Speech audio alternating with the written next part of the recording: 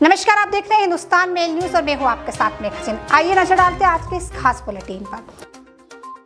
कांग्रेस के वरिष्ठ नेता गुलाम नबी आजाद ने पार्टी से इस्तीफा दे दिया है। आजाद ने कांग्रेस पार्टी की प्राथमिक सदस्यता से भी इस्तीफा दे दिया है। गौरतलब है कि गुलाम नबी आजाद बीते कई दिनों से कांग्रेस आलाकमान से नाराज चल रहे थे। आजाद ने इस्तीफा देने के साथ ही कांग्रेस के अंतरिम अध्यक्ष सोनिया गांधी को भी एक 5 पन्नों का पत्र लिखा, जिसमें उन्होंने साफ तौर पर कांग्रेस अध्यक्ष राहुल गांधी से नाराजगी के चलते उनके अपरिपक्व होने का जिक्र भी किया है। कभी कभी जीवन में कुछ अचानक ऐसे घट जाता है कि हमारे पास उस सच को स्वीकारने के अलावा कोई दूसरा ऑप्शन ही नहीं होता। ऐसा ही एक दुखद घटना इंदौर के पीपलिया रावा स्थित राजोमा अपार्टमेंट के सामने आई है।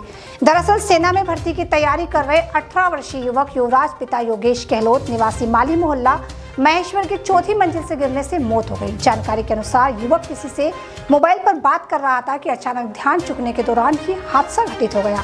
इसके चलते स्वजन घायल अवस्था में युवक को निजी अस्पताल लेकर पहुंचे। डॉक्टरों ने उसे मृत घोषित कर दिया। मुख्यमंत्री शिवराज सिंह चौहान ने शुक्रवार को सिंगरौली जिले की समीक्षा बैठक बुलाई है। सीएम ने जिला अधिकारियों को वीडियो कॉन्फ्रेंसिंग के माध्यम से कहा कि जनता की संतुष्टि मेरी पहली प्राथमिकता है। हम जनता के लिए ही हैं। पब्लिक को यह संतोष होना चाहिए कि सरकार उनके लिए काम कर रही है। उनके संतुष्टि के असेसमेंट की व्यवस्था कीजिए, यह आपकी ड्यूटी है। अपराधियों को नेस्तनाबूद कर दो, नशे की शिकायतों पर कार्रवाई करो। सीएम ने कहा कि मेरे पास फीडबैक का सिस्टम है।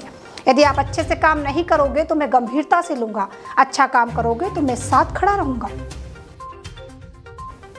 मध्य प्रदेश ने इतिहास में पहली बार रणजी ट्रॉफी जीती और अब एक साथ 11 खिलाड़ियां विभिन्न टीमों में चुने गए। अचानक मध्य प्रदेश 72 खिलाड़ियों को गढ़ने का केंद्र बन गया। इसके पीछे मध्य प्रदेश के खिलाड़ियों का विशेष प्रशिक्षण है। अन्य खिलाड़ी दिन में अभ्यास करते हैं तो वहीं मध्य प्रदेश के खिलाड़ियों का प्रशिक्षण रात को भी चलता है। रणजी चैंपियन मध्य प्रदेश टीम में अगले सत्र की तैयारी अभी से शुरू हो चुकी है। सिर्फ सीनियर टीम ही नहीं बल्कि हर आयु के वर्ग खिलाड़ियों को साथ में तैयार किया जा रहा है। संभावित खिलाड़ियों का एक शिविर संपन्न हो चुका है, जबकि दूसरा अगले माह की 1 तारीख से शुरू हो जाएगा। श्योर जिले के अचल साहू का बनाया लोगों को जल्द ही भारतीय नौसेना की नई एयरक्राफ्ट विंग की वर्दी पर नजर आएगा। भारतीय नौसेना की नई विंग INS 325 एयरक्राफ्ट पूर्णतः स्वदेशी को हाल ही में नौसेना से जोड़ा गया है। इसकी विंग के लिए एक अलग लोगों की डिजाइन की जाना थी, जिसे बनाकर देने का काम अचल ने किया है। अचल के इस कार्य के लिए नौसेना की ओर उन्हें प्रशस्ति पत्र भी दिया गया है। दरअसल अचल साहू के चाचा इंडियन नेवी में है। अचल एक अच्छे चित्रकार है। उनकी इस विधा के चलते ही जब लोगों की जरूरत हुई तो उनके चाचा के प्रयास से अचल ने इस काम को अंजाम देकर देश में प्रदेश का नाम रोशन किया। गौरतलब है कि वारासिवनी की मिश्रा कॉलोनी निवासी ईश्वरी गौतम का पुत्र दक्ष गौतम एक निजी स्कूल में कक्षा 2 से पढ़ता है। शाम को लगभग 4:30 बजे वह अपने साथियों के साथ घर के बाहर खेल रहा था। इसी दौरान बाइक से आए 2 नकाबपोश युवक उसे बाइक में बैठाकर फरार हो गए।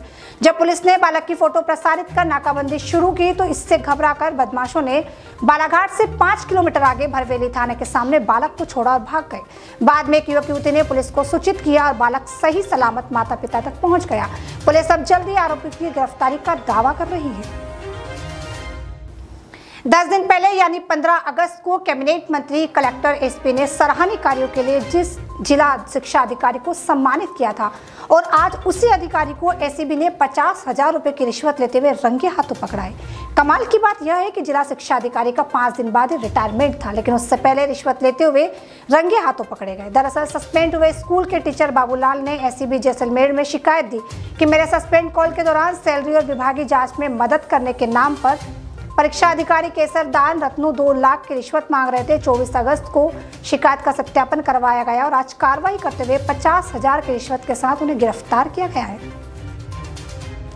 असम पुलिस ने गोलपाड़ा के जोगीघोपा इलाके से एक और अलकायदा के संदिग्ध को गिरफ्तार किया है। आरोपी हाफिजुर रहमान मुफ्ती एक मदरसे का मौलवी है। अलकायदा की भारतीय उपमहाद्वीप AQIS इकाई से जुड़े संदिग्धों की एक हफ्ते में ये चौथी गिरफ्तारी है। SP BV राकेश रेड्डी ने बताया कि आरोपी इन 3 लोगों से जुड़ा है, जिन्हें असम पुलिस ने इसी सप्ताह आतंकवादी संगठन AQIS और ABT से संबंध रखने के आरोप में गिरफ्तार किया है। 4.70 करोड़ के चर्चित आबकारी घोटाले में इंदौर की सहायक आबकारी आयुक्त राजनारायण सोनी भी निलंबित हो गए हैं। शराब ठेकेदार द्वारा की गई 4.70 करोड़ की धोखाधड़ी के मामले में आबकारी आयुक्त ने पूर्व में सहायक जिला आबकारी अधिकारी राजीव उपाध्याय को सस्पेंड कर दिया था और आज सोनी पर भी गाज गिर गई। उल्लेखनीय है कि ई टेंडर के माध्यम से जो शराब ठेके 2022-23 के लिए दिए गए थे, उनमें MIG समूह का ठेका लेने वाला ठेकेदार मोहन कुमार अपनी बकाया जमा राशि चुकाए बिना ही भाग गया था। कलेक्टर मनीष सिंह ने इस मामले में कड़ी कार्रवाई करते हुए आबकारी अधिकारियों को नोटिस जारी किए थे और फिर प्रमुख सचिव वाणिज्य को पत्र भी भेजा गया था। शासन को हुई राजस्व क्षति के मामले में सहायक आयुक्त आबकारी द्वारा की गई लापरवाही और फर्जी FDR की जांच न करने उनको गंभीर त्रुटि बताया, जिसके चलते आज सोनी को भी निलंबन आदेश विभाग से जारी हो गए हैं।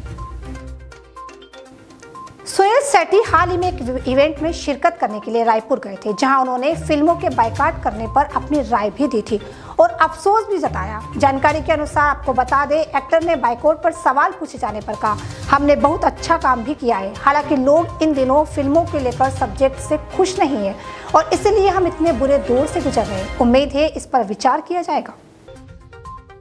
तो फिलहाल खबरों में इतना ही। देखते रहिए हिंदुस्तान मेल न्यूज़ और चैनल को सब्सक्राइब करना, लाइक करना और शेयर करना बिल्कुल ना भूलें।